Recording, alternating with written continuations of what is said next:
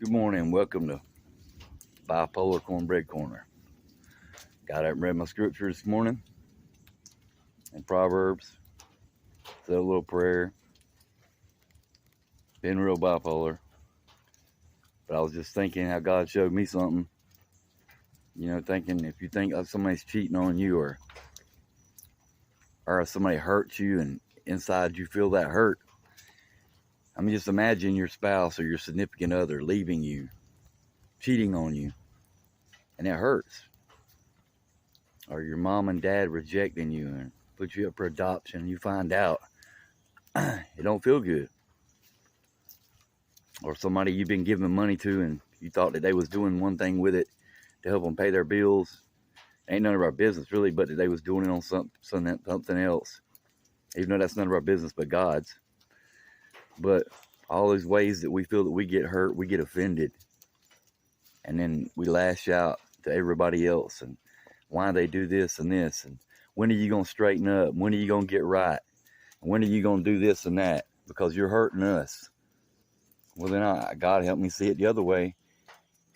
All these same people, including myself, we let God down every day. We hurt him every day. We've done things in our past to hurt him. And we look around us in these bodies and flesh, and we're built created in the image of God, and all we see is other people's faults and their downfalls. And if they got mental problems, they got bipolar, well, they can do better. And when are you going to do this? But does any of us hear God telling us that? Other than his word, that he'll help us and love us and correct us, even through people also. But is God complaining? Do you hear him? I'm standing outside now, and although I'm in my fleshly body and I can't hear him, I know he's crying out. Just like Jesus when he held his arms open on the cross. Do you even consider, do I, that we're hurting him? And he's so patient and he's so loving that he's not screaming at us like we do other people. He's not going around saying they're praying for people when they're really talking about them. Because these people don't need to know a circumstance. They just say, brother, sister, they need prayer. God knows the need.